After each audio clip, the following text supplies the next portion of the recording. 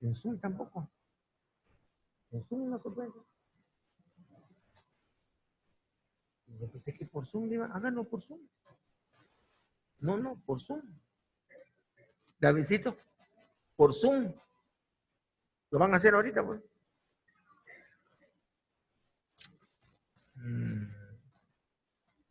Pues avisan a la. Shabbat Shalom nuevamente. Bienvenidos a la comunidad israelita Betor en Guatemala. Traduce al inglés Aleph. Estamos en la segunda parashá del nuevo ciclo de la Torá anual. Parashá Noach del capítulo 6, verso 9 al final del capítulo 11.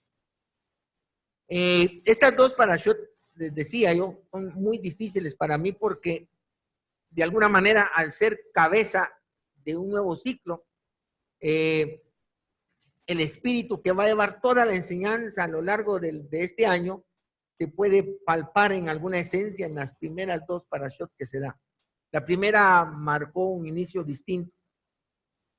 Les comentaba que solo tengo una diapositiva. Se me puso muy difícil el asunto. Me llevó una tarde hacer una diapositiva. Revisé toda la información que tenemos sobre la parashá Noach, que hemos dado, videos y todo. Y es una cantidad de información abrumadora que se ha dado, que solo genera en mi corazón gratitud por el Eterno de tanta información que se da, que Él nos ha dado. Y una de las situaciones difíciles es que hay mucha información que yo repito y que he dado, y desde aquí yo doy por sentado que todos la saben y la tienen entendida. Yo sigo hablando, tomando en cuenta que lo anterior ya es un paso dado. Sin embargo, la mayoría de los casos no se ha entendido toda la información. Y por el otro lado tenemos mucha gente nueva que entre comunidad y comunidad, una gente que no ha cambiado de comunidad no se ha dado cuenta, no se da cuenta que de comunidad a comunidad hay un abismo doctrinal, o sea, hay una manera de pensar totalmente distinta. Y la gente que viene tiene dificultad en acoplarse y nosotros platicamos de conceptos que tal vez ellos no habían escuchado y se les dificulta. Entonces, ¿cómo hago yo para poder tener toda esta gama de necesidades, gama de niveles de entendimiento y espirituales y tiene que haber para todos? La parashá anterior nos dio un panorama distinto. Vi una película, ahora no me acuerdo ni qué película, una escena creo que vi. Estaban jugando ajedrez, pero eran dos personas de empresarias y una le dice a la otra, muchos se fijan en la pieza que van a mover, en la jugada que van a hacer, pero pierden de perspectiva todo el tablero. Y eso es lo que nos sucede a veces nosotros. Nos enfocamos en obedecer mandamientos, pero se nos olvida para qué necesitamos guardar mandamientos. Perdemos el panorama de qué se trata todo, para que cada práctica, cada mandamiento, cada enseñanza, cada punto doctrinal encaje dentro de todo, que no tengamos piezas sueltas. Todo lo que se enseña, todo lo que se aprende debe de encajar dentro de todo el panorama. No podemos tener cosas que se contradigan. Por eso es que la parashá pasada, estoy tratando de entender por qué fue así, que nos brindó un panorama más amplio de qué se trata esta creación, de las cosas que más yo aprendí ese mismo Shabbat. Es como un israelita puede estar clamando al Eterno por una necesidad de este mundo, de esta subrealidad, de esta matriz que hoy está y mañana no. Te bromeábamos, no, ¿qué hicimos? No me acuerdo tantas cosas que hago. le estaba deteniendo la escalera a alguien y me dijo, esta escalera es estable, me dijo. Una madera que tenemos ahí, creo. Y yo le dije, tan estable como esta realidad que estamos viviendo. No, no sabía si subirse o no subirse. Y uno, entonces ya comprende esas palabras de su majestad cuando le decía a sus discípulos, no os preocupéis por qué has de comer o qué has de vestir. O sea, los gentiles se preocupan de eso. Dice el Eterno, viste las flores, da alimento a los animalitos. Y entonces, ¿por qué tú te preocupas? Y todo eso comienza a encajar. Imagínense, uno pues puede tener una profesión, un negocio, y está bien que necesitemos ser diligentes y alcanzar el éxito en todo lo que emprendamos, pero no puede convertirse el centro de nuestra existencia, no puede absorbernos, no puede absorbernos tanta energía y recursos y que nuestro corazón esté en algo que esté aquí. Platicaba en una parashá, creo que fue el 2017, y hablábamos de un árbol, y ahí sale la voz en el video de Moshe.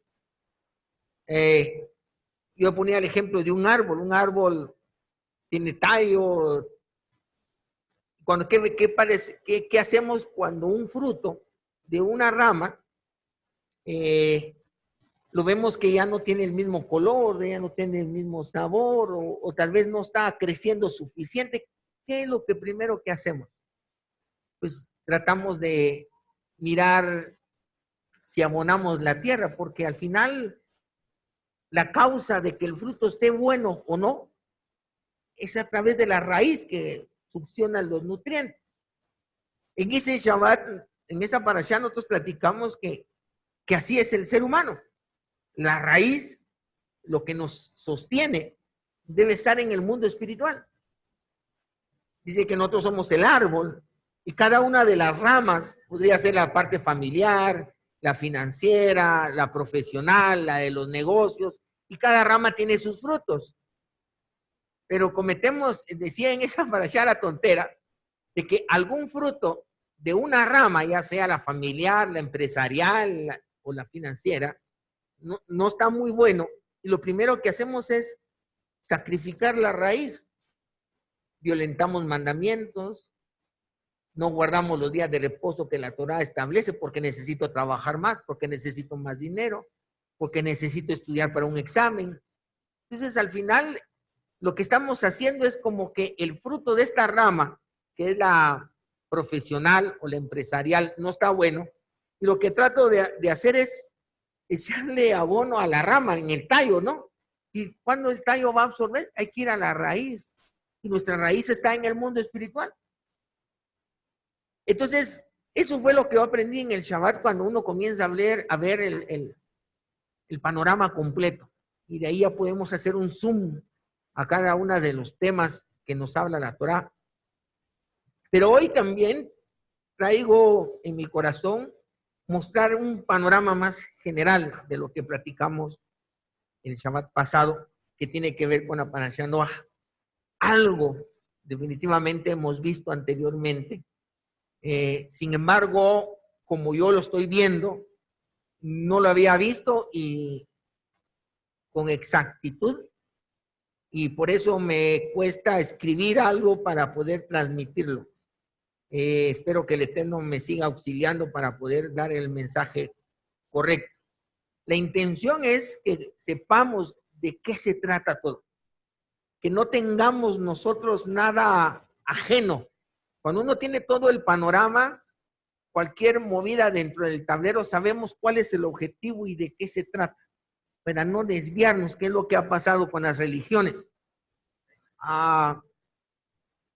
Tenemos un cristianismo que vamos a suponer de un Mesías que fuera el mismo, solo por suponer, que se tiró al Mesías. El Mesías es todo, y se olvidó de los mandamientos, se olvidó de la ley, tenemos un judaísmo por el otro lado, que solo es obedecer, obedecer, obedecer, obedecer.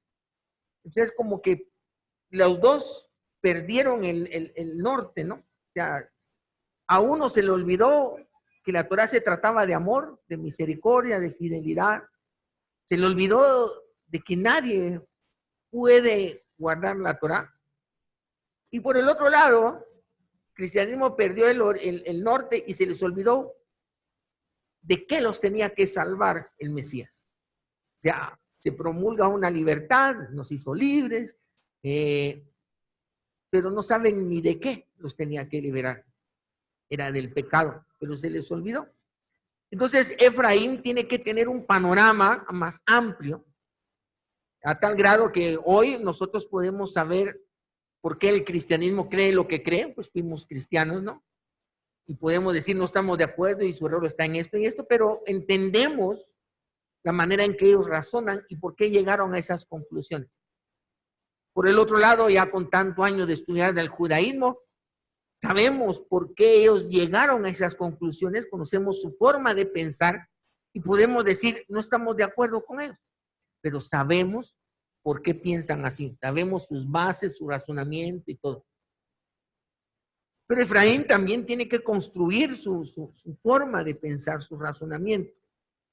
Y solo se puede hacer partiendo de un panorama completo que nos haga entender de qué se trata todo eso. Y por eso quiero yo hablarles el mensaje que tiene el diluvio. Hay muchas cosas que no he logrado encajar. Si yo veo los mensajes tengo mis notas de hace 8 o 10 años. Desde hace 10 años yo estoy diciendo, hablo del microciclo, que es desde Bereshit, desde Adán hasta Noah. Es un ciclo de la creación. Y luego tenemos el macrociclo, que es desde Adán hasta que venga el Olam Jabá. Y yo siempre he dicho que estos 1656 años, desde la creación hasta Noah, en esto está en esencia todo lo que va a suceder en toda la creación. Inclusive atisbo el séptimo después de Noah, que era Enoch, que fue arrebatado, no conoció muerte, como que tuviera alguna similitud, inclusive en el microciclo. Lo vemos, Noah es la 10ª generación y Enoch es el 7º, como que alude al Mashiach, alguien que asciende y que después auxilia a los que se quedaron abajo, porque propio Noah y su abuelo Matusalem invocaban a Enoch y Enoch los iluminaba. Llevo años, pero hay cosas ahí que todavía no las logro encajar. Bueno, hoy les voy a hablar de este microciclo, que es el ciclo desde Adán hasta Noah con el diluvio, donde hay una purificación, y cómo vamos a ver nosotros el macrociclo, que es desde Adán hasta entrar al Olam Jabá, ¿ya? Cómo todo lo que sucede aquí tiene que ver con lo que está sucediendo, con lo que ha sucedido, con lo que está sucediendo y con lo que va a suceder más adelante. Vamos a entender la función de las tinieblas, vamos a entender muchas cosas, la gracia, la soberanía del Eterno, un poquito de la salvación, pero en un contexto general. Esto que voy a mostrar es algo que hace tiempos el Eterno me dio y lo he venido enseñando, sin embargo no de la manera como lo voy a hacer ahora. Así que necesito toda su atención. Eso es lo difícil. Más para la señora que traduce, no hay notas, no hay nada, así que vamos a ver cómo que el Eterno nos auxilie. Bueno.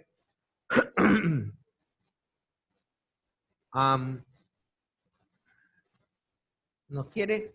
¿No quiere? Vamos. Ok. Tenemos el arca. Es increíble todo lo que hemos visto de esa Tebá. Tebá es la palabra hebrea que designa el arca. Tebá, esto no me funciona, o no se está apagado. Teba también es la palabra hebrea que designa a la cesta, en donde, donde Miriam pone a Moshe en el río Nilo y lo lanza. Esas dos veces se utiliza la palabra Teba, para el arca y para el canasto que lleva a Moshe, un redentor, un salvador del pueblo, ¿verdad? Hay tanto, Padre Santo. De alguna manera, el diluvio, muchos lo han visto como un juicio, como el destello de la ira del Creador, que ciertamente está manifestado en Bereshit 6. Imaginan que el Creador, o sea, nuestro Padre, le haya dolido en su corazón habernos engendrado. Wow, como que a uno el Padre le diga, yo no sé cómo el día que te engendré me arrepiento. Hay gente que se queda traumada. Pues el Eterno así dijo en Bereshit 6, me dolió en mi corazón haber hecho al hombre. Sin embargo, la otra cara de la moneda es que el diluvio fue un acto de misericordia porque está dando una segunda oportunidad. Hemos visto el agua del diluvio como una purificación, como una tevilá que el Eterno está dando a toda su creación, en donde el malvado se va y el justo se queda, ¿verdad? Por eso es que a estas alturas creer un arrebatamiento y creer que, o sea, son cosas que yo ya ni quisiera gastar saliva en eso, ¿verdad? Porque el mismo Mashiach dijo que así como en los tiempos de Noah, así serán los tiempos cuando venga el Hijo del Hombre, ¿verdad? Y en los tiempos de Noah el malvado se fue y el justo se quedó, ¿verdad? Es inaceptable pensar que cuando venga el Mashiach, el justo se va a ir, el malvado se va a quedar, o sea, va a ser al revés. No, el malvado va a ser quitado, la cizaña es quitada y el justo se queda. Para que se cumpla lo dicho en Salmos, el justo heredará la tierra y el perfecto vivirá en ella para siempre, ¿verdad? El objetivo de toda la creación estaba en la creación, no en el cielo. No hay calles de oro ni nada. Olvídense de esos cantos, por favor, que no, solo nos generaban fantasía inexistente. Entonces el Eterno limpia su creación a través del agua, la purifica. Hemos hablado mucho acerca del significado del agua. El agua en un año, me creo que fue en el 2017, lo vimos como agua, como palabra del Eterno, aunque también en gematría es tiempo. Maim, 40, su valor numérico es 40, nos habla de un tiempo. Porque también la purificación lleva su tiempo, pero también en un día lo vimos como conocimiento, porque el agua es comparada con la palabra. Vimos nosotros como el agua,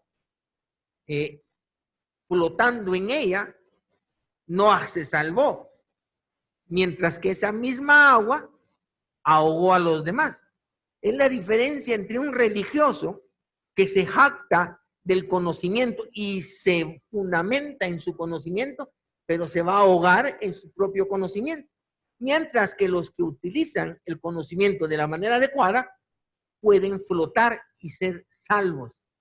¿Ya? Una cosa es el mismo elemento que salvó a uno, mató al otro.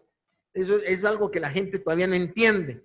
Y por eso todavía proclaman a un Satanás, a un Dios, uno que mata, y hay otro Dios que da vida. El mismo que da la vida, el mismo mata. El mismo que sana es el que enferma. No hay otro Dios. ¿Sí? Mientras el arca estuvo flotando un año, ¿no? Un año. El diluvio fue 40 días, pero quedó flotando un año. Durante ese año, ¿qué estaba sucediendo dentro de la creación? Se estaban muriendo todos, ¿no? Sobre la faz de la tierra toda la vida. Y mientras se estaba purificando, yo no sé cuánto tardaron en ahogarse todos, pero se quedó purificándose y Moshe comienza a lanzar unos animalitos que nos dan un mensaje muy precioso que lo hemos visto en otro tiempo, ¿no? Hemos hablado de que si en gematría una palabra, dos palabras distintas tienen el mismo valor numérico, quiere decir que en la raíz espiritual son lo mismo, pero se manifiestan de una manera distinta en este mundo, como Mashiach y Nahash. Nahash quiere decir serpiente, Mashiach quiere decir Mesías, tienen el mismo valor numérico, 358. Eso nos quiere decir que Nahash y Mashiach son lo mismo en el mundo espiritual. Por eso vemos una serpiente de bronce que es puesta para poder salvar a aquellos que habían sido mordidos por su pecado. En el pensamiento cristiano, que mira todo distinto, ¿verdad? La serpiente es Satanás, es el diablo, es todo. Sin embargo, aquí, la gematría nos enseña que es lo mismo. O sea, entonces, dos palabras distintas con el mismo valor numérico son lo mismo en el mundo espiritual. ¿Se imaginan Yoná, que es el profeta, y la paloma que lanza también es Yoná, no solo tiene el mismo valor numérico, es la misma palabra con las mismas letras? Eso quiere decir que Yoná, el profeta, y estas palomas son lo mismo. ¿Ya? El otro dato que hace falta es que Yoná, el profeta, dice la tradición que es Mashiach ben Yosef, y eso le da otra connotación a esto. Rashi comenta que cuando dice que la paloma, que Noah envió la paloma, la palabra es shaliach, ¿ya? Que es enviado, que es de enviar, pero ese enviado es con un propósito. Lo que Rashi está diciendo que el envío de esta paloma tenía un propósito, un objetivo. Entonces, la participación de la Yoná, de la paloma, ya no es pasiva solo para ver si ya bajó el agua o no, sino esta paloma tiene una labor proactiva en la purificación que se está dando abajo. Ahí voy yo. Entonces, vamos a hacer la creación. No soy terraplanista todavía, pero esa es la imagen que me apareció ideal para mostrar la imagen que quiero mostrar ahorita a ustedes. Entonces, hagamos de cuenta que estamos en un año donde el arca está flotando. ¿Sí? El arca está flotando y abajo está la creación. Ahora bien, ese año va a representar los 6,000 años de la creación, previo a Olam Jabá. Miren pues, si yo hago este círculo aquí, que es como un tiempo que yo quiero marcar como un reloj, entonces los eventos que Noah haga durante este año, flotando en el arca, tienen que ver proactivamente en la purificación de esa creación que está abajo. Por ejemplo, primero envía un cuervo. La palabra cuervo tiene que ver con Erev. ¿Se recuerda cuando le dicen Erev Tov?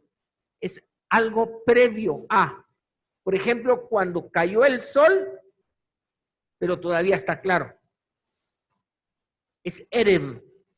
Entonces usted ya no sabe si ya puede encender velas porque el sol ya cayó, pero todavía está claro.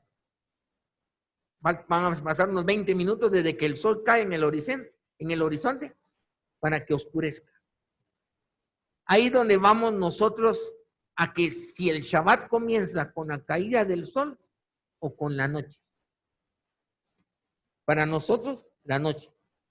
Porque dice, fue la noche y el día del día 2. No dice fue la caída del sol, porque no había sol. Entonces, esa cuando las cosas no están claras, tiene que ver con Erev. ¿Ya? Eso es lo que dice Weiner, que es algo que no está claro. Y lo interesante que este cuervo, a pesar de que el agua no había descendido y no había dónde pararse para quedarse ahí descansando, dice que se quedó volando otra vez en una palabra hebrea que significa zigzag. O sea, no solo es que no está claro, sino que se quedó deambulando por sobre la faz de las aguas. Ya no regresó al arca. Por un año. Esto definitivamente, desde el punto de vista de abajo de la creación, nos sitúa en la Torre de Babel. Babel quiere decir confusión. En ese momento el Eterno puso un espíritu de confusión que era necesaria para la redención final. Ahorita voy a explicar cómo. Dice que los hombres tenían una sola lengua, un solo propósito. Eso quiere decir, como el lenguaje es el resultado de una percepción, todos los seres humanos tenían la misma percepción. ¿Se imaginan ustedes? No sé si habían percatado que cuando se edificó la Torre de Babel, habían sobrevivientes del diluvio vivos. Shem y sus hermanos estaban vivos cuando se levantó la Torre de Babel. O sea, la situación para todos los habitantes de la tierra era clara. Había habido un diluvio. El Creador había castigado a todos y solo había salvado a la familia de Shem. Nadie podía contradecir eso. Pero todos tenían un solo lenguaje, una misma percepción. No había, no, yo no creo que hubo diluvio. No había nada de eso. Un solo lenguaje, una sola percepción. Y todos se unieron para huir de otro posible castigo divino. ¿Se imaginan ustedes? Levantaron la Torre de Babel cuando habían sobrevivientes del diluvio con ellos. O sea, ellos querían que el Eterno nos manda otra vez agua y ya no nos vamos a ahogar porque todos vamos a estar. ¿Leyeron el libro de Yashar? ¿Cuánto dice que se tardaba cuando alguien botaba un ladrillo desde arriba? ¿Cuánto tardaba en caer? 1 año. Imagínense de hecho. Así dice el libro. Todos tenían una misma percepción. Entonces, pero esa percepción clara que todos tenían, la usaron para jugarle la vuelta al Eterno. Y entonces el Eterno envió este espíritu de confusión en Babel, en donde ya yo hablo con Ahazia y no me entiende. Yo hablo con mi esposa, quedamos en algo y hacemos otra, porque yo le entendí una cosa, ella me entendió otra. No se trata de hablar otro idioma, sino que se trata de un espíritu de confusión en donde cada uno tiene su propia percepción y a veces hace hasta su propio Dios. Porque cuando idolatramos nuestra percepción es que tenemos nuestro propio Dios, hechura de nuestras manos. Por favor, no nos perdamos. Entonces, este espíritu de confusión tiene como objetivo confundir a la humanidad y dejarlos presos de su falta de comprensión. ¿Ya? Ahí donde Rab Shaul dice, por cuanto todos pecaron, están destituidos de la gloria del Eterno. No hay quien entienda, porque la Torah encierra a todos bajo pecado. Pero es gracias a este espíritu de confusión. Entonces la pregunta es, entonces el ser humano es culpable de no comprender cuando el Eterno es el que da el entendimiento. Si juzgáramos hoy a Paró, ¿cómo lo juzgaríamos? ¿Culpable o inocente? Él puede decir, yo me pongo como abogado de Paró, señor juez, mi cliente, ¿sí? Queda testimoniado en la Torá que reconoció al Dios de Israel como el único y verdadero Dios. Pero el pobre, ¿qué podía hacer cuando el Dios, ese todopoderoso hebreo, endureció su corazón? ¿Qué podía hacer él? ¿Qué dicen ustedes? ¿Es culpable o no es culpable?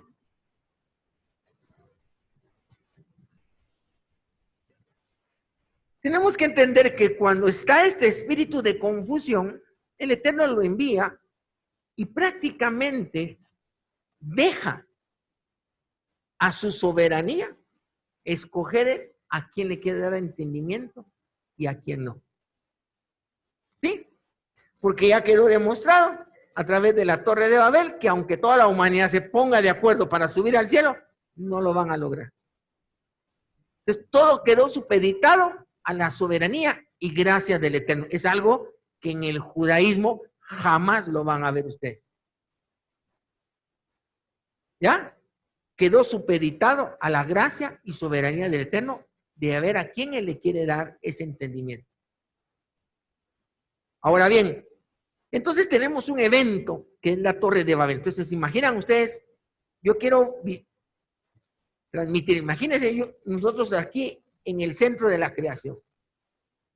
Vamos a ver a alguien que esté, y Ezequiel, vos estás ahí arriba con el arca de Noah, ¿sí? Entonces estamos hablando por radio, ¿ya? Y Ejes, me avisas qué pasa ahí arriba con Noah. Entonces, y Ezequiel me avisa. Rabino, ahorita acaba de soltar al cuervo. Y cuando yo volteo a ver, se está haciendo la Torre de Babel. No sé si me estoy... Cuando sucede algo ahí arriba en el arca, tiene un efecto dentro de la creación. Es la Torre de Babel. Un espíritu de confusión que se esparce por toda la humanidad a lo largo de su historia. Por eso nosotros vemos en el exilio babilónico la visión que tiene Daniel acerca de la estatua de Nabucodonosor, que habla de los tiempos finales. Precisamente le dice, la cabeza de oro eres tú. Babilonia, que viene de Babel, confusión. Luego después vienen los 4 gobiernos subsiguientes. Pero es interesante que aunque Roma sea los pies, la cabeza sigue siendo Babilonia, confusión. O sea, ese espíritu de confusión es lo que está a lo largo de todo. Y es con lo que estamos peleando, porque queremos clarificar la confusión. ¿No se puede clarificar la confusión? ¿Eliminarla así? Ok, matémosla. Entonces, ya vi descender el cuervo. Y ese espíritu de confusión se regó por toda la humanidad. Y el hombre ya no puede otra vez enfrentarse al Eterno. Ahí me avisas cuando algo suceda.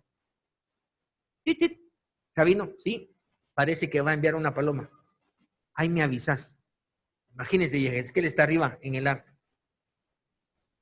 Para él solo están pasando días y para mí están pasando siglos aquí abajo.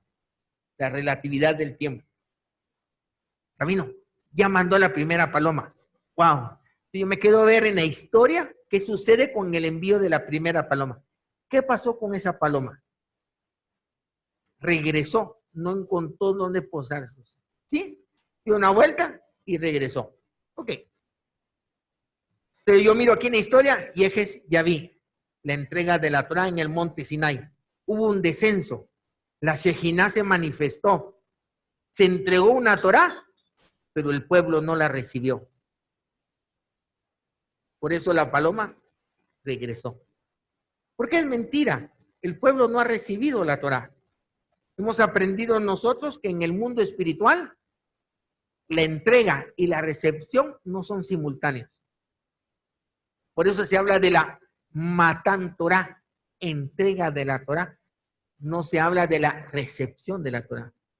La generación del pueblo que reciba la Torá entra a la tierra prometida y las promesas dadas a Abraham, Isaac y Jacob se dan por cumplidas. ¿Ya? Entonces, la primera paloma, Matan Torá, la Shejiná. Alguien me va a preguntar, Rabino, ¿no nos dijo usted que la paloma era Yoná el profeta, y que Yoná el profeta es Mashiach ben Yosef? Y entonces, ¿qué significa? ¿Cómo encajamos esto? No puede quedar nada suelto. Bueno, tengo que hacer, ¿cómo se llama cuando llamo a colación lo que el Zohar nos habla acerca del Im-Sof?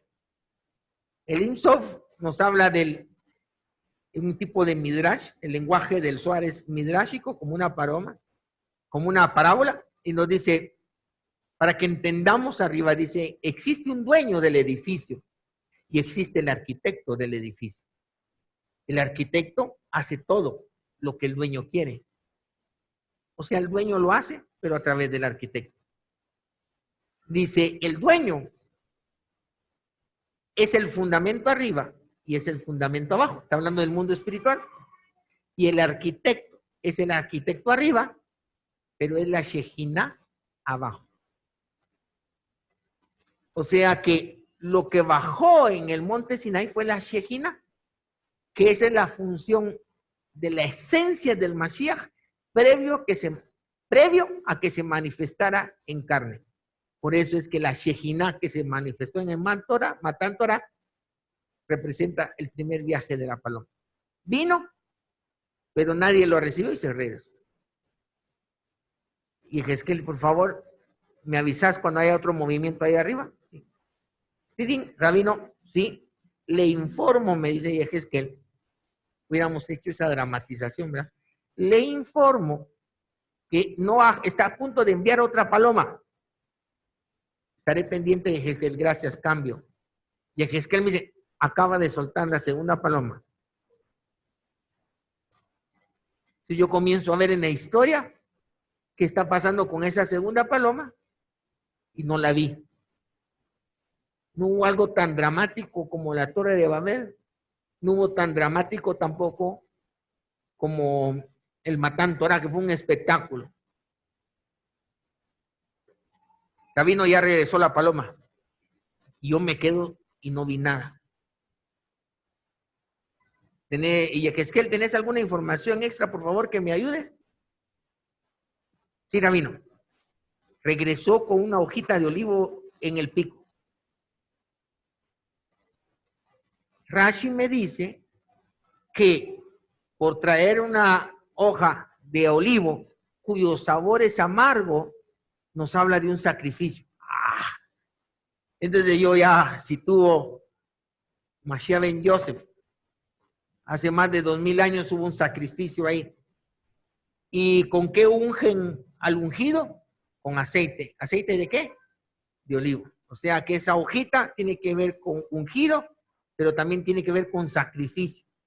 O sea, bajó, tuvo contacto con la creación, pero retornó. Entonces me recuerdo a las palabras de su majestad Yeshua cuando dijo, la zorra tiene una cueva, el pájaro tiene su nido, pero el hijo del hombre, hijo de la virgen, no tiene dónde reposar su cabeza. La gente incrédula piensa que no tenía dinero, pobrecito, yo le hubiera regalado un colchón, no se habla de eso. Está hablando que esa misma paloma que andaba buscando una creación pura, no la encontró. Nosotros no éramos dignos de que él se quedara con nosotros, así que retornó. Entonces yo estoy viendo, y es que ya lo ubiqué, es el Mashiach ben Yosef, vino, fue sacrificado y por eso regresó con una hoja de olivo en el pico.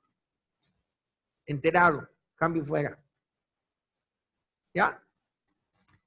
Viene y es que rabino, sí. Acaba de enviar otra paloma. ¡Wow! Y esa paloma ya no regresó, rabino. ¿Qué hacemos? Yo sigo esperando, porque cuando él venga, como Mashiach ben David, quiere decir que ya esta creación ya está pura. Y por eso ya no va a regresar y termina la purificación de la creación. ¿Ya? Porque la tercera paloma ya es Mashiach ben David, pero ya no retorna, porque ya encontró aquí donde posar sus patas una generación totalmente justa, que sea utilizada para implantar el reino del Mashiach aquí. Entonces, siguiendo la profecía del Talmud, tenemos 2000 años sin Torah, 2000 años con Torah y 2000 años de la era mesiánica. Porque cuando viene Mashiach ben Yosef, inician los 2000 años de la era mesiánica, que es muy distinto a decir el reino mesiánico. Por eso Weidem en su libro dice él, el Mashiach ya está en el ambiente para todo aquel que lo busque. Eso lo dice un no creyente en su majestad Yeshua. Porque según la profecía del Talmud, estamos en la era mesiánica, aunque ellos no entiendan cómo inició ni de qué se trata. ¿Sí? Pero estamos en la era mesiánica y cuando venga la tercera paloma, que ya Yehezquiel me avisó que ya salió y que no ha regresado, entramos al reino, al milenio o al reino mesiánico, que ahí está la semana de la creación, ¿no? dos sin Torá, 2 con Torá son 4, 2 de la Torá de la era mesiánica, y luego entramos al reino mesiánico. Por eso el Talmud ahora nos dice, cuando dice, mi espíritu no estará con el hombre más de 120 años. Entonces el Talmud traduce que cada año es año del jubileo. Por lo tanto, 120 por 50 son 6,000 años. Por eso se lanza esa profecía. 2,000 años sin Torá, 2,000 años con Torá, 2,000 años de la era mesiánica, y luego entramos al reino mesiánico. Y ahí tenemos toda la historia. Ahora bien, ¿cómo hacemos nosotros, que estamos dentro de esta creación, para poder tener contacto con el mundo superior, con esa arca donde está Yehezkel ahorita? Ya sabemos que hay un espíritu de confusión, o sea que por más que yo estudie, no voy a entender. Pero si el Eterno me agarra de ejemplo como Paró, endurece mi corazón. Yo puedo querer, Señor, muestra mi camino. Y el Eterno dice, no hay. ¿Verdad? Como le dijo a Moshe, ¿qué le dijo a Moshe? Bueno, Moshe, ten misericordia, que si tú no vas con nosotros, no movemos un pie. Moisés le dijo, así con mucho cariño, Moisésito, yo voy a tener misericordia de quien yo quiera. Y me voy a compadecer de quien yo me compadezca. ¿Qué quiere decir eso? Que él le va a dar entendimiento a quien él le dé la gana. ¿Está claro, no? Entonces, ¿cómo hago yo? ¿Cómo hace usted de Obadiah? Usted quiere agradar al Eterno, pues no sabe cómo. Lo peor de todo es que usted ya sabe que si estudia, tampoco se trata del que estudie. Pero ¿qué tal si guarda mandamientos? Tampoco se trata de esto, porque al final dice que el justo, que es el que guarda mandamientos, por la fe vivirá. ¿Y cómo hace usted para desarrollar esa emuná en usted? No se puede. Aquí es donde todos estamos supeditados a la gracia y soberanía divina. ¿Ya? Entonces, el único medio de salvación es que nos bajen una nave espacial, una cápsula desde el mundo superior. Y así podamos tener los de aquí abajo acceso a la esencia del mundo superior. ¿Ya? Como yo le dije, ¿me harías el favor de mandarme una capsulita? Porque esta radio ya se me está acabando la batería. Él me tiene que del mundo superior hacer descender al mundo inferior una cápsula. ¿Se recuerdan de Mashiach ben Yosef? Se habla de Mashiach ben Yosef referido a Yosef ben Jacob. Alguien que descendió a Misraim siendo justo. Sí, se recuerda, mírenme para acá. Siendo un justo, descendió a Misraim. Y lo increíble que estando en la cárcel, después de haber sido acusado injustamente,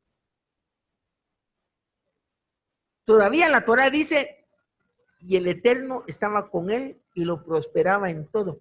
¿Y estaba en la cárcel? ¿Se imagina usted? Acusado injustamente, lo metieron a la cárcel, y en la cárcel, dice la Torá, que el Eterno estaba con él y prosperaba todo lo que hacía. ¿Cómo comprende usted eso? Eso quiere decir que el descenso de Yosef, aunque él era justo, descendió, y él era como una cápsula que había descendido a lo más profundo, que era Misraim, mundo de limitaciones, y ahí pudo sustentar a sus hermanos. Cuando él se encuentra con sus hermanos, él le dice, no os preocupéis, el Eterno me envió antes a mí para poder salvar. O sea, en este descenso hubo un objetivo y él lo entendió. A ver, ¿qué me quiere decir? ¿Qué quiere decir CBB?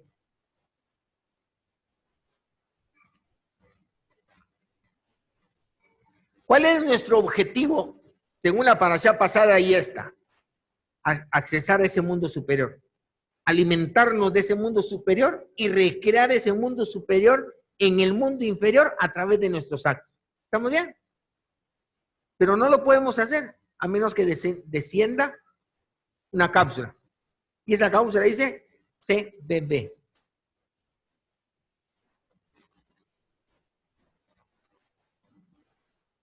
Ahora yo entiendo. Cuando viene Su Majestad Yeshua y nos dice, yo soy el camino, la verdad y la vida. ¿El camino a dónde? Al mundo superior.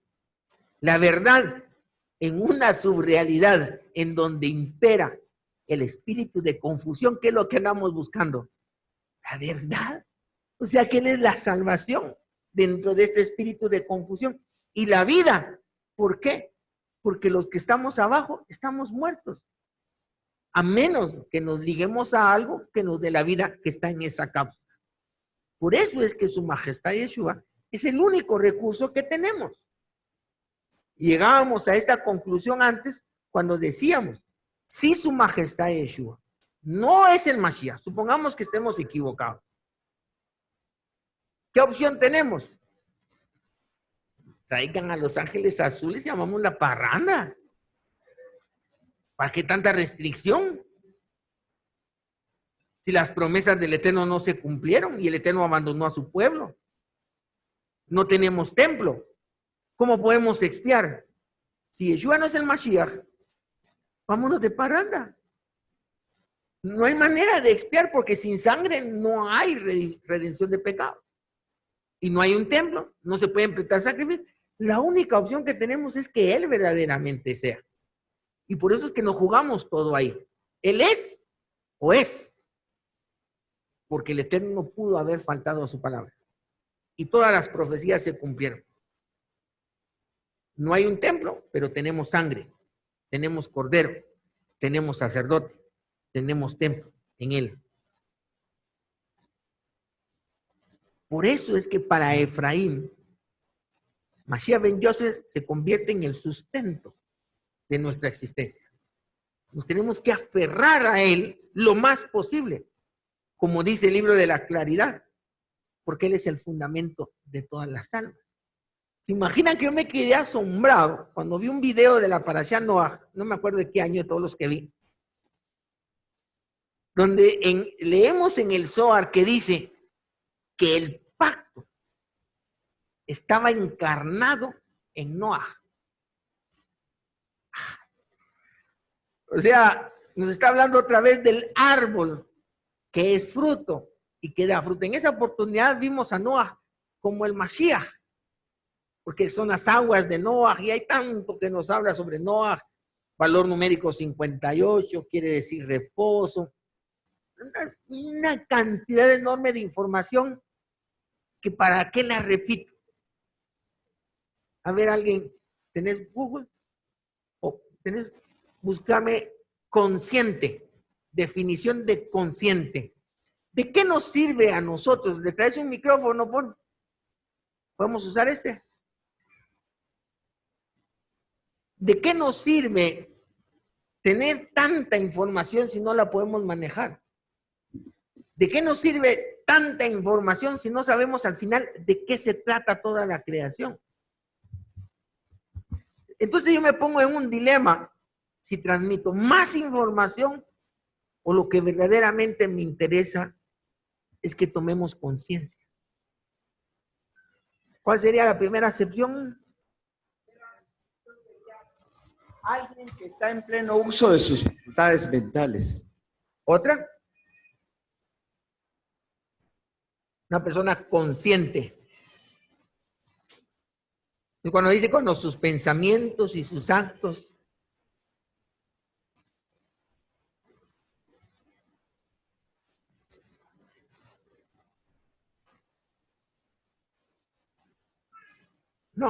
no. Solo esa tiene. Davidcito, mi teléfono. Míralo ahí. En la primera página. No, allá. A ver qué dice. Dice, conocimiento que el ser humano tiene de su propia existencia, de sus actos. Esa es conciencia. De sus estados y de sus actos. Esa es conciencia.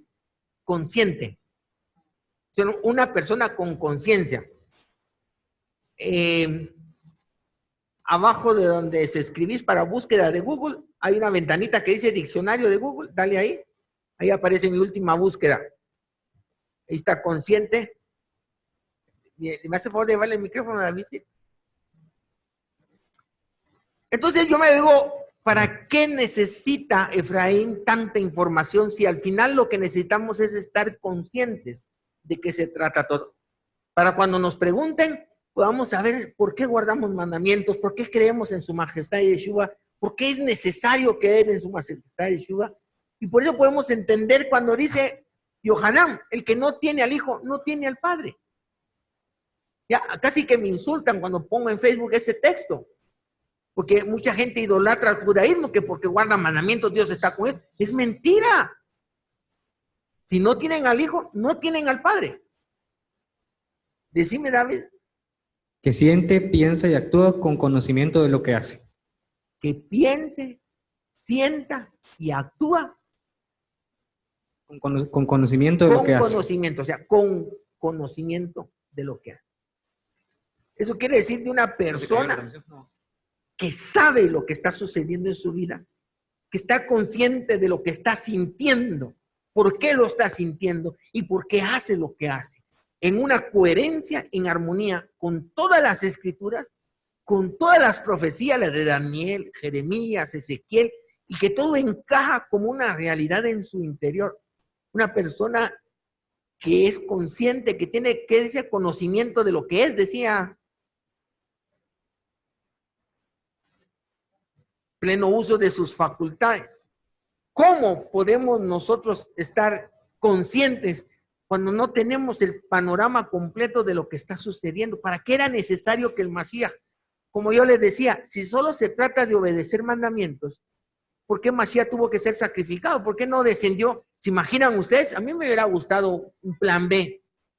Yo si hubiera sido el Mashiach, hubiera dicho, Señor, mira, para evitarnos lo de la sangre, que a mí me pone nerviosa la sangre, y como solo se trata de obedecer mandamientos, ¿por qué no por qué no desciendo del cielo así? ¡Oh! Para que todo ojo me vea, y cuando capte la atención de todos, les digo, señores, hay que obedecer la Torah de Moshe. Nos vemos. Ya. Yo creo que todos hubieran quedado impactados. Es que no se trata de obedecer mandamientos. Se trata de amar. Y eso la Torah no lo da ni por la derecha, ni por la izquierda, ni por atrás. Por eso es necesario el Mashiach. Por eso es que un espíritu de confusión, y luego nos viene una luz con la Torah y nos hace ver la confusión. Aquí tenemos la Torah y tenemos la confusión. Oh, y ahora, ¿quién podrá ayudarme? Entonces desciende el Mashiach. Para eso nos dieron la Torah, para acudir al Mashiach. Eso entra en un contexto general. Todo lo que estudiamos debe de encajar dentro de este contexto. Todo, todo. Por eso en Yom Kippur les hablaba de Mashiach ben Yosef a Mashiach ben David. Nosotros tenemos que emigrar. Por eso entender esto nos dice hacia dónde tenemos que ir. No nos quedamos pasmados. Sí, yo ya acepté al Señor. Sí, soy salvo. Sí, soy Israel. Muévase, brinque, grite, haga algo para que ese reino sea implantado a través de usted. Hay una imagen que sacan mujeres bonitas, ¿han visto del ejército de Israel? Parecía amazona, una mujer grande, hermosa, de negro, con un bebé, su hijo así, un bebé así, peloncito, y con un fusil aquí, mira. Yo dije, este es Mashiach ben Yosef y Mashiach ben David. Tierno, misericordioso, bondadoso con los frágiles como es un Mashiach ben Yosef. Pero si me sacan las garras, sale el Mashiach ben David. Eso es lo que debemos de ser nosotros. No aguambados, sino mansos, pero no mensos. O sea, lo que estoy diciendo yo es, somos misericordiosos, bondadosos y sutiles con lo que tenemos que ser. Pero tenemos la garra del Mashiach ben David y tenemos que emigrar a eso. Por eso es que poco a poco la paciencia se acaba. Por eso les hablaba en ese tiempo del espíritu de David, porque tenemos que emigrar hacia el tercer viaje de la paloma. Y si nosotros si esa paloma que es Mashiach ben David no encuentra empatía con nosotros, va a pasar lo que dijo Mashiach ben Yosef. La zorra tiene una cueva, el pájaro tiene su nido, pero el Hijo del Hombre no tiene dónde posar su cabeza. Entonces vienen y nosotros tratando de agarrarla y se va. Ahí me avisan cuando saquen las garras. ¿Cómo visualizo yo a Efraín? Solo una vez he platicado esto. Platiqué con Meir. Él me saca todo la verdad. Yo platicaba, ¿cómo visualizo yo a Efraín? Yo la única manera que visualizo a Efraín es como un gobierno como el papado. ¿Ya? Un gobierno que no es gobierno, pero ejerce su gobierno sobre todos los países. Me imagino a un Efraín sin tierra, pero con muchas embajadas en todos los países. Aguerridos, con influencias económicas y sociales. ¿Ya? Así me imagino yo a Efraín, pero la actitud de Efraín no se pueden llegar a esos niveles. Y perdonen, no me vayan a malinterpretar tampoco allá. No se pueden llegar a esos niveles cuando no somos capaces ni siquiera de matar por lo que amamos. ¿Sí? Yo no sé cuántos de ustedes son capaces de agarrar del pescuezo a cualquiera que diga algo contra el Mashiach. No, hay que respetar, que Dios es el que da el... No amamos. Y como no amamos, no estamos dispuestos a jugarnos el físico por algo que amamos. Yo miro a un Efraín que necesita tener un sistema de inteligencia para mover todo ese tipo de... y estar dispuesto a todo. Es que yo me miro en la actitud de los discípulos del Mashiach y cuando le iban a arrestar a él, sacaron la espada y le volaron la oreja a uno y el otro le dice, ¿querés que dejemos caer fuego del cielo para estos? Y cuando miro nuestra actitud en el tiempo del Señor, alabado sea, como que no hay compatibilidad, no sé si me explico, no hay esa injuria que Efraín necesita. Así como cuando Abigail dice aleluya, pero ya no hay ese aleluya, esa injuria.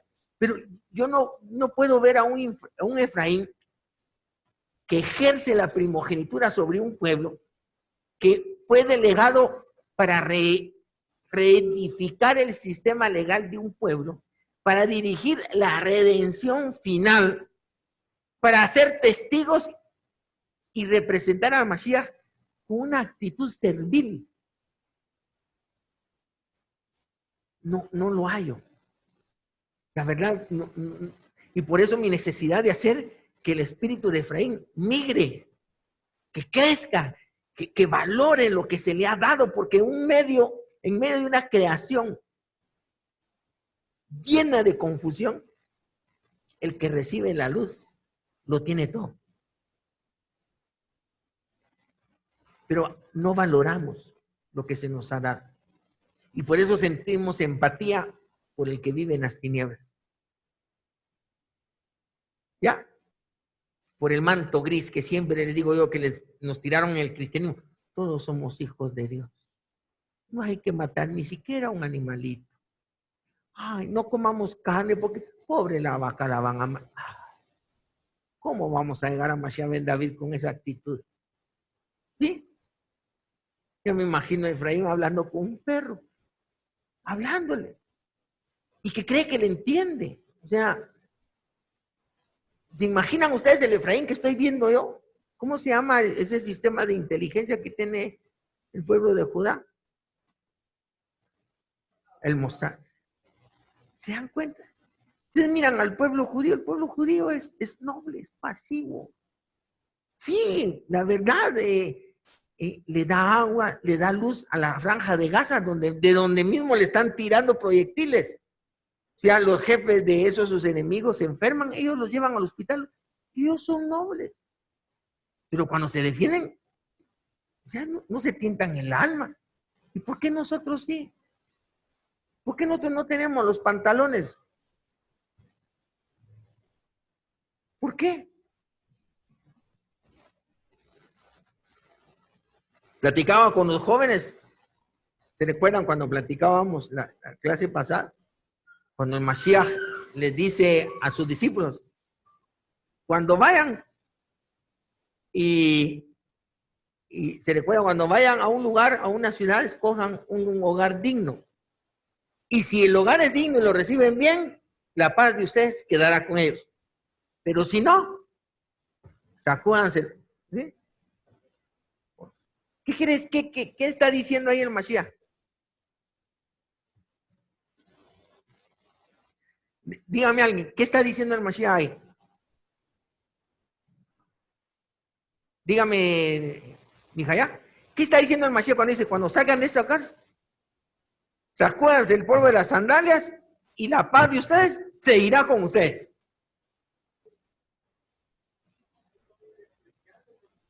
O sea que yo tengo que sentir desprecio sobre esta gente. ¿Ya? ¿Sí? ¿Y dónde está el amor al prójimo? Las confusiones. Pero ustedes, sacúdanse. Porque no los despreciaron a ustedes, me despreciaron a mí. ¿Sí?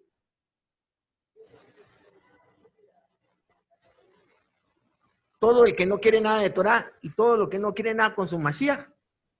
Y él mismo lo dijo, el que no está conmigo, está contra mí. ¿Qué actitud debo de tener yo para con este que está contra mi Mashiach?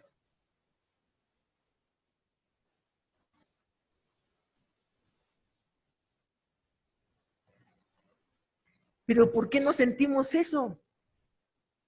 Óigame, ¿por qué no sentimos eso? ¿No se han puesto a pensar?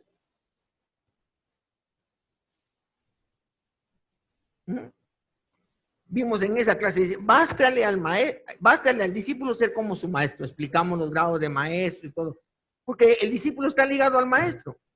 Bástale al siervo ser como su señor. Porque se convierte como en un modelo a seguir. Si a mí me dijeron que por Belcebú hacía esto, ¿qué no os dirán a vosotros?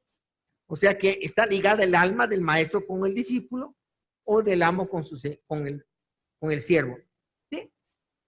¿Cómo puede hacer que tanta gente que ha estado con nosotros niega al Mashiach y todavía sintamos afecto por él? ¿Su majestad estaría de acuerdo con eso?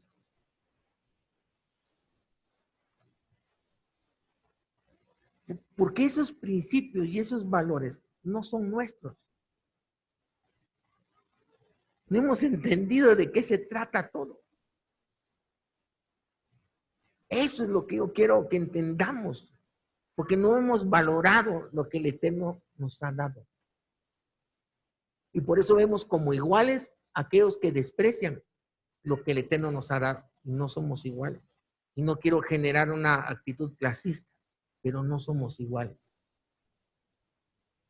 ¿Qué dice Yohanan? Hasta se lo dije a los jóvenes. Dice, a esos que no siguieron la sana doctrina, ni le digáis bienvenidos, porque el que le dice bienvenido participa de sus malas obras. Ay, qué tremendo Juancito. A este Juanito sí que... No, el amor al prójimo. ¿Se dan cuenta? Es que no entendemos porque estamos hablando otro idioma. Cuando nosotros estamos estudiando y creciendo, esos principios y esos valores tienen que ser los nuestros. Es que un efraimita blando no le sirve al Eterno. Perdóneme, un efraimita blando no le sirve al Eterno. Hay un rabino que habla sobre los líderes del pueblo. Esos líderes, ¿vieron la película de Noah, la última que salió? Eso fue lo único que me gustó de Noah, de la película. La actitud. Sí, eran hombres terribles, eso no andaban contemplando a nadie. Noah en su generación fue extremista. Ay, Noah, no seas tan extremista. ¿Cómo vas a hacer un arca aquí lejos del mar? Pues si nunca ha llovido, no, eso es demasiado, eso ya es fanatismo. todos los líderes de nuestro pueblo han sido fanáticos, han sido extremistas. Efraín tiene que ser extremista, tiene que ser enfático. No podemos tener dos quiebres, no podemos tener zonas grises, no podemos ser tibios. El que no tiene al Mashiach no tiene al Padre, aunque aparente no lo tiene. Salmos 15 dice, ¿quiénes estarán en tu atrio? Y una de las características dice, aquel ante cuyos ojos, como dice, el justo es honrado y menosprecia al impío. ¿Se imagina qué es lo que está diciendo el salmista? Que usted mira a un impío y que usted sienta afecto por él. Entonces, ¿para qué estudio las escrituras? Quiere decir que ese espíritu, esas escrituras no está en mí. ¿Se imagina usted como Lot caminando con su mujer? Sí, huyendo. Y la mujer volteó y se convirtió en sal. ¿Qué haría usted con su esposa ahí atrás hecha sal? Ay, no puedo vivir sin ella. Agua. Se refieren a la... Estoy tratando de transmitir ejemplos para la actitud que necesitamos tener si fuimos llamados para eso. Sigue adelante. Si aquel se quedó ahí, si ella, siga. Pero se quedaron mis hijas, se quedaron. ¿Quiere qué decir? Siga. Esa actitud es la que necesitamos como Efraín. Pero solo sabiendo el contexto podemos valorar lo que se nos ha dado. Y lo más importante, la función proactiva que se nos ha encomendado para que venga Mashiach ben David. Pero no va a venir si seguimos con esa actitud. Espero que esto haya aclarado el panorama para que cuando sigamos en el ciclo estudiando ciertos temas, todo tiene que encajar con esto. Todo tiene que encajar para que no nos perdamos en el estudio de la Torah. Vamos a orar, por favor. Gracias, Señor Rey del Universo, porque tu bondad ha permanecido con nosotros a pesar de nuestras deficiencias. Te rogamos, oh bendito Abba Kadosh, que ese espíritu de Mashiach que tú has puesto en cada uno de nosotros, para poder guardar tus mandamientos, tus estatutos, para amarte, pueda crecer y emigrar, para que seamos dignos de recibirlo nuevamente como Mashiach ben David. Padre bendito, te rogamos que estimules nuestra conciencia a cada uno de nosotros sobre lo que tú quieres que seamos. Que podamos tener el valor, el coraje que tu pueblo ha tenido a lo largo de la historia desde que ha existido para poder cumplir tu palabra, oh bendito Señor. Ribono Shel Olam, auxílianos. Ayúdanos para que dejemos todo ese bagaje cultural del paganismo que nos estorba en este caminar en el desierto de las naciones, en donde tú estás tratando con nosotros. Auxílianos, Padre, te lo rogamos, oh bendito Padre. Amén. Vamos a guardar la Torah.